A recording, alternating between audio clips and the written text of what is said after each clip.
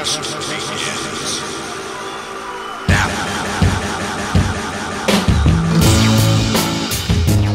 The real lesson of this market is if you buy stocks, buy them with your own money and not with borrowed money. I thought I was smart, I thought I was right, I thought it better not to fight. I thought there was a virtue in always being cool.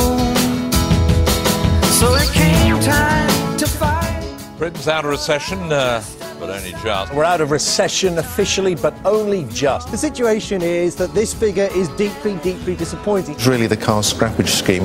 If you take that out, then growth certainly would have been flat or even slightly negative. All it's saying really is it's not getting any worse. Clearly we are as ill prepared for the recovery as we were for the recession. The recession may be over, however the fundamental cracks in the roots of our economy remain. If it's not now, then tell me when would be the time she would stand up and be a... We face a worsening economic situation than comparable nations, largely due to our huge and growing debt, but also our overdependence on financial services. In this video, we'll look at how, in the short term, we should tackle these two issues.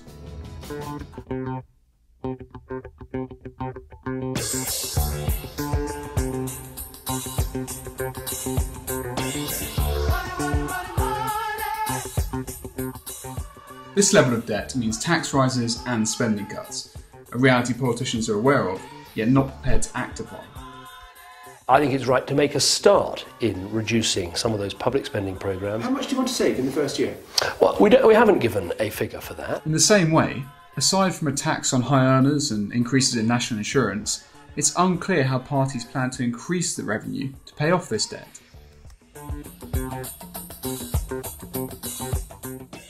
In the upcoming election, our parties must be upfront with the taxes they will introduce and the cuts they plan to make, whilst at the same time we, the British public, need to understand just how dire our economic outlook is. For Britain to be an attractive 21st century economy, it must show how it can finance its debts, and this will involve some level of sacrifice from all of us.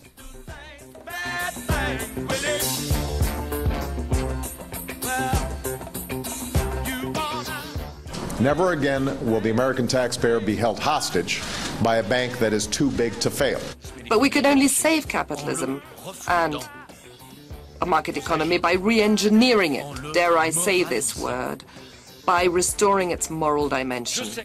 Of the three major parties, only the Liberal Democrats have proposed comprehensive financial reforms. Britain must be at the forefront of negotiating a global deal underpinned by the following principles. Firstly, we need a complete separation of high street and commercial banks.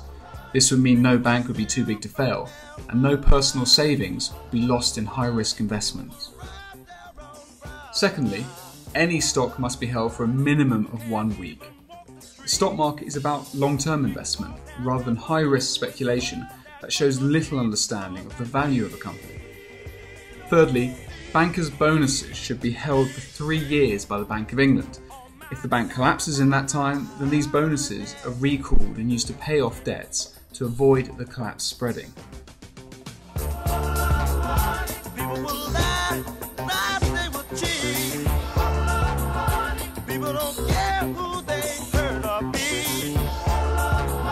A woman will sell her precious